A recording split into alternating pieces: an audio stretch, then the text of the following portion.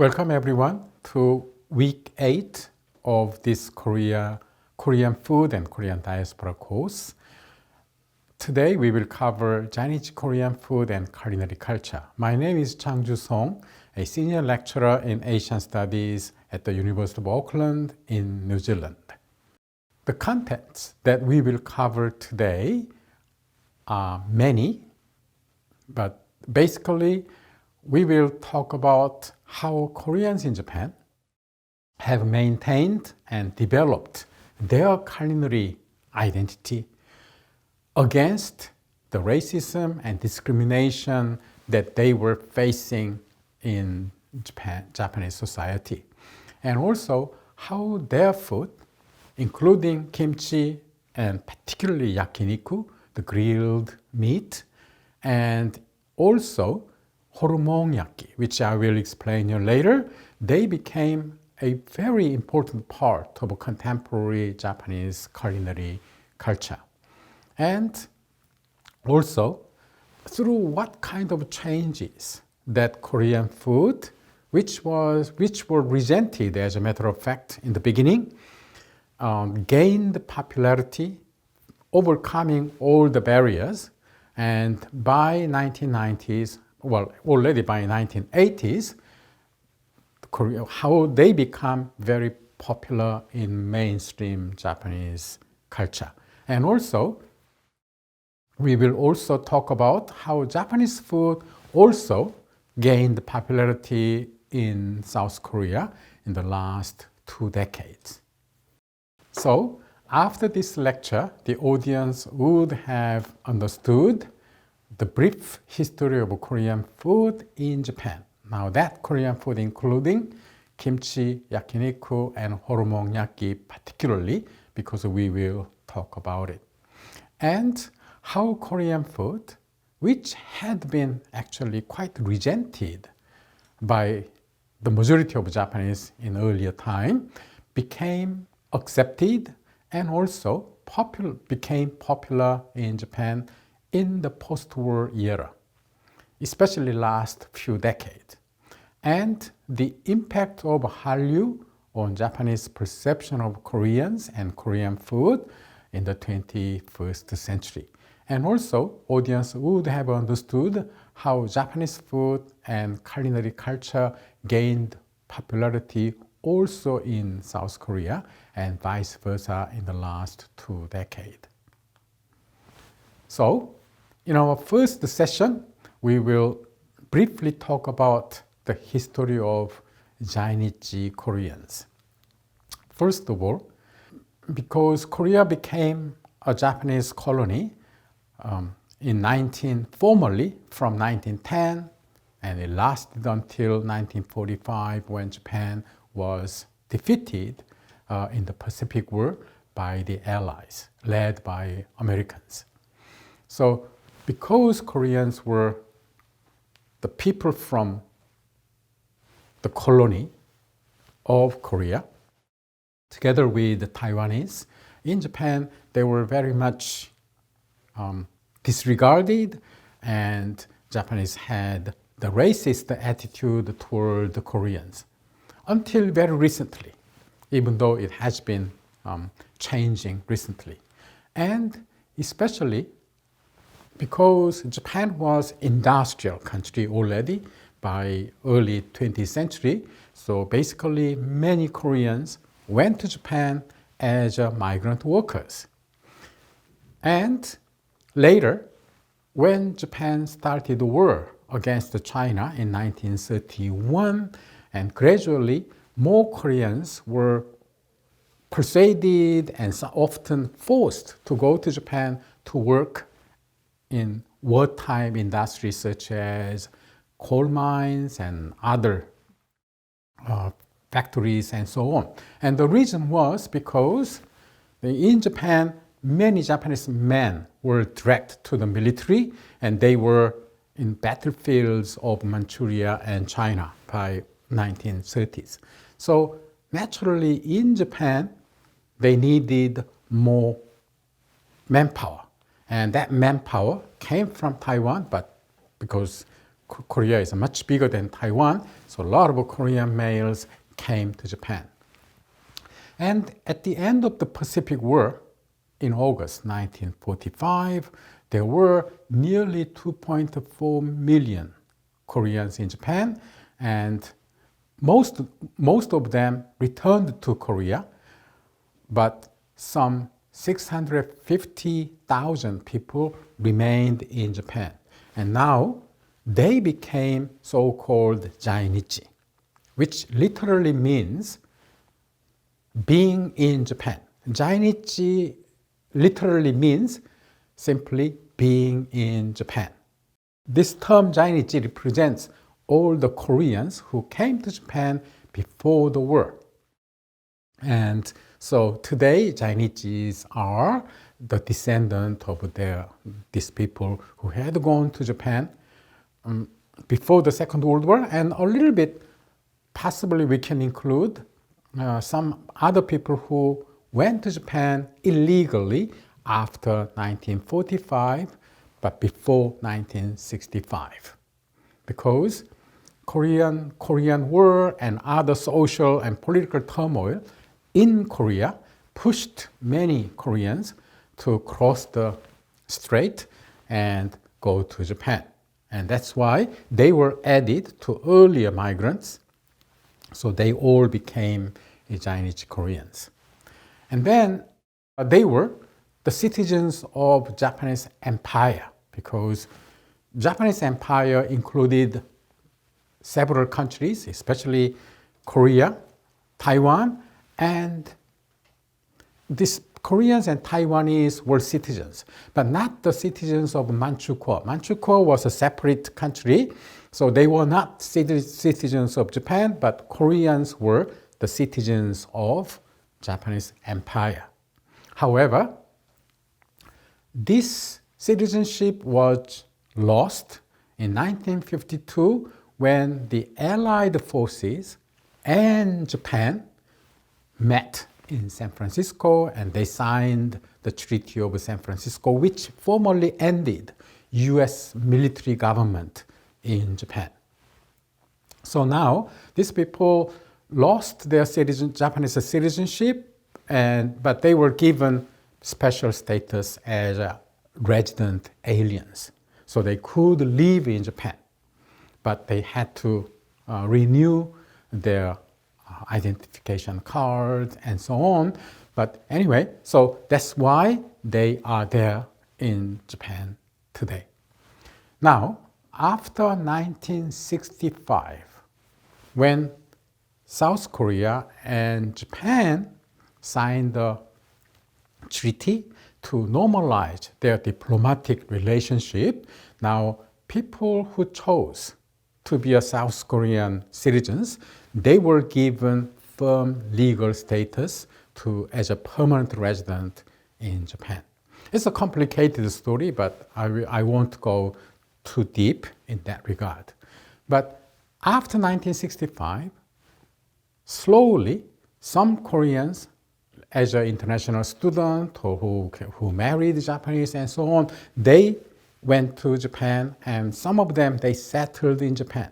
And especially after the 1980s, as these two countries exchanged so many people and tourists, students, and so on, so naturally some people decide to settle in Japan.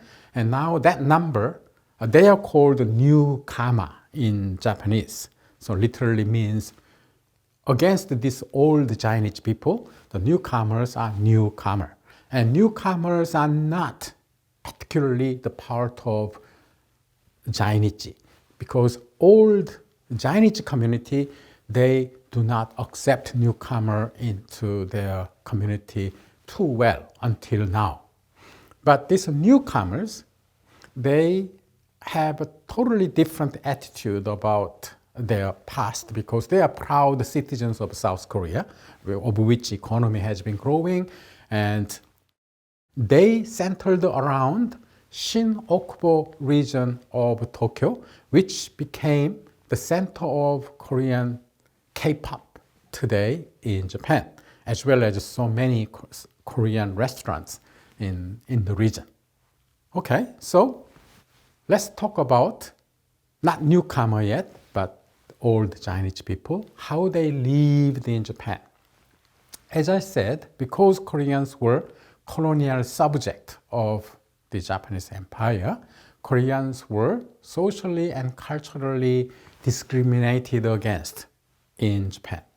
And now the Japanese notion of inferior Koreans is very, very strong. And that's why many people, Zainichi people, they didn't want to reveal their Korean identity openly. And that's not that difficult because they look like Japanese. As far as they don't open their mouths, as far as they don't say, I'm a Korean, the Japanese general public would not know.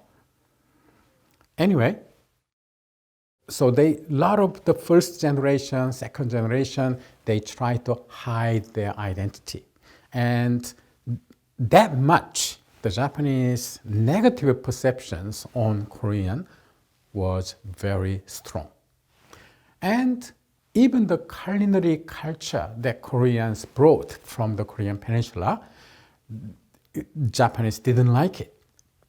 And the Japanese people did not like the way how Koreans cook and then Korean food smell, like a kimchi, particularly because Koreans use a lot of kimchi, and in kimchi they use a lot of garlic. And neither of this food Japanese people didn't like. And because also Koreans were poor, because they were migrant workers. And compared to Japanese, they had much less education, and they were more rough because they are not that much educated in terms of modern education. And particularly also after 1939, when Japan seriously was engaged in the war, Koreans were conscribed even from the Korean peninsula, and they were brought to Japan, or they had to work for Japanese military here and there, wherever the Japanese troops were. So generally, the Japanese perception of Koreans until very recently was very, very negative. And because they were poor, Koreans were living in a poorest section of Japan. Like often they were living side by side with burakumin. Now burakumin are the social outcast in Japan. So often Japanese identified the Koreans with burakumins. And Koreans were primarily engaged in low-wage physical labor, like many migrant workers in today's world. And that includes as a miner in mines, and construction workers, and factory workers. And also, even if they had some education, it was rather difficult for them to get a high-paying, good job in Japan. So some photos depicts the Korean workers during the colonial period. And the first photo on your left is a group photo of Korean workers who used to work for Mitsubishi Company in Kobe. And on your right is a famous and big coal mine company in Kushiro on Hokkaido. So there are many Korean workers working in those sectors, like factories and mines and construction. And however, after the war, as the Japanese economy started to develop very rapidly through 1950s and then particularly 60s and 70s, the Zainichi Koreans' life and social status started to improve as well. And that's because Japan now is a democratic country and people had political freedom and so on. And there were increasing number of Japanese who were sympathetic to these Koreans in Japan who have been going through all kinds of discriminatory practices. So, however, immediately after 1945, the Zainichi community in Japan was divided into two because Korea itself was divided between North Korea and South Korea. And the two Koreas, they had a war, the Korean War. So this political situation in Korea very clearly divided Zainichi community in Japan. So one side of Zainichi community, they would support North Korea. And they formed their own organization, Soren in Japanese, or Chongnyeon in Korean. And while the other Koreans who were supporting South Korea, they formed their own organization, which was called Mindan. Now, these two groups would clash almost every day. Okay? Now, of course, that also aggravated the negative perceptions of the Japanese public toward the Koreans in Japan. Anyway, in general, as Japan's economy developed, 1960s, 70s, and by 1980s, the Japanese perception of at least South Korea and South Koreans changed.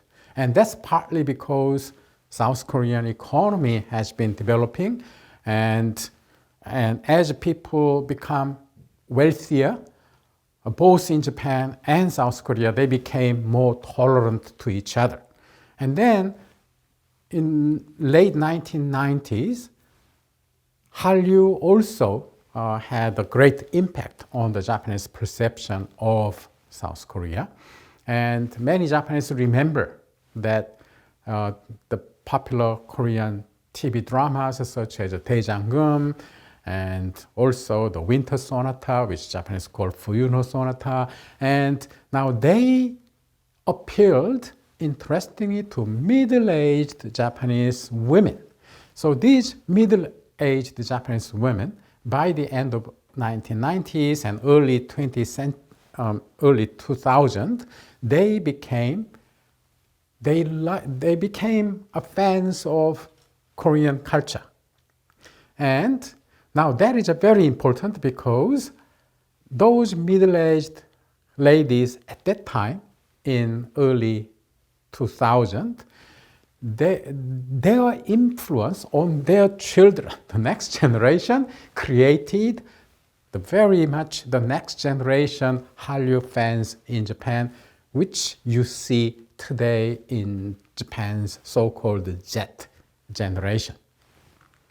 All right, so that's the very brief history of Zainichi people from during the colonial period and until 21st century. And in our second session, we will talk about this Zainichi people's culinary identity, which is connected to their political identity.